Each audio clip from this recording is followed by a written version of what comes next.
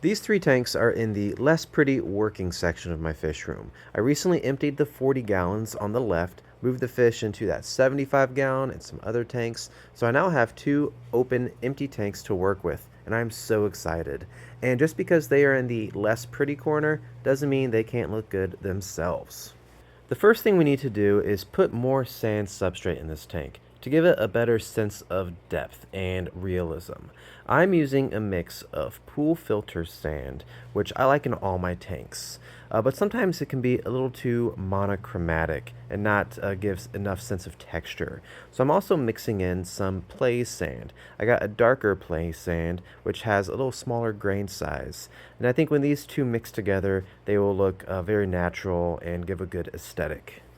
Then we get to the fun part, or at least one of my favorite steps in the aquascaping process, and that is the hardscape.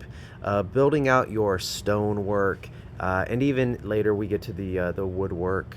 But the stone is one of my favorite pieces, and I have a lot of fun with this step. It really serves as it builds the structure of your aquascape. So we start out with some larger stones in the back. I like to create spaces where we can hide equipment and also create refuge locations for the fish, places where they can hide and escape to when they feel a little stressed. For the wood component of this aquascape, I am using eucalyptus tree root. It's a very cool type of driftwood, and I'm arranging it in a way that it appears almost like tree roots reaching down into the water column, perhaps from a nearby riverbank. I really appreciate aquascapes that have a strong vertical component to them, and I think this will accomplish that. And now for the part that's going to light my comment section on fire. I am not going to be using live aquarium plants in this setup for a couple reasons. One, this is a grow out aquarium. In a year, these fish will be too big for here, and I need to move them to a larger tank, at which point, who knows what I'll be doing with this tank right here. Secondly, the fish that are going in here right now will absolutely devour any live aquarium plant I put in there. Even the hardy plants like Anubias or hornwort. And that's a great segue into what kind of fish are going in this tank.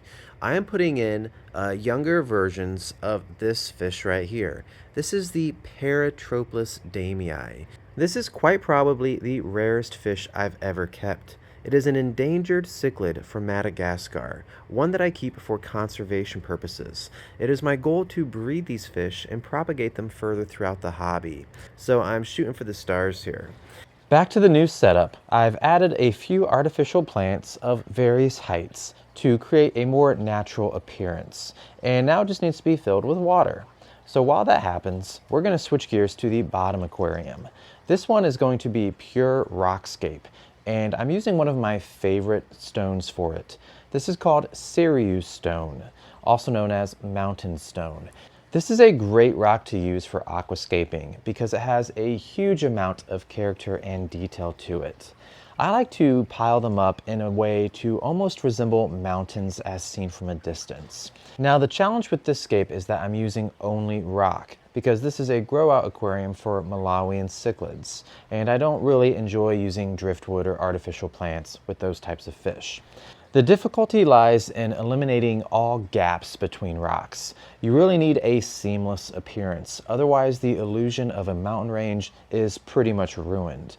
So to that end, I tried to stagger the rocks and get those that are a bit angular and fit them together like jigsaw puzzle pieces as best I can. And when you get close to the end or start running out of stone, that can be a bit challenging. But so far I think it's turning out pretty well. The water's a little cloudy because we were just stirring up all the substrate, but after a few changes, this thing is going to look fantastic.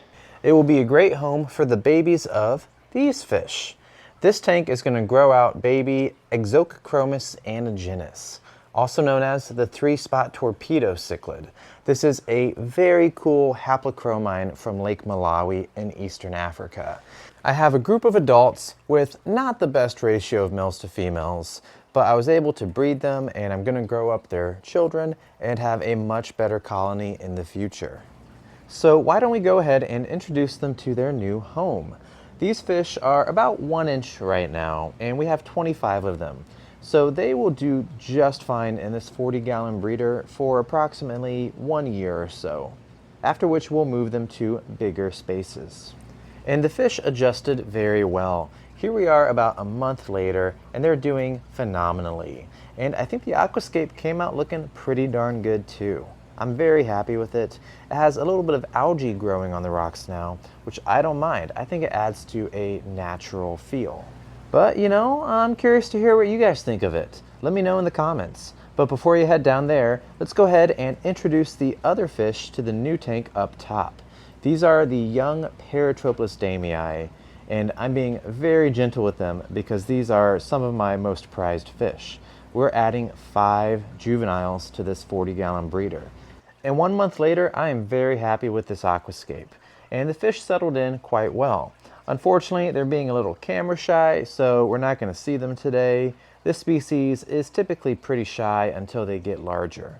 So that covers it for the 2 newest scapes in my fish room. I hope you guys enjoyed following along. I feel like there's always room to improve here. I always want to make things a little bit better, and when I do, I like sharing that with you guys.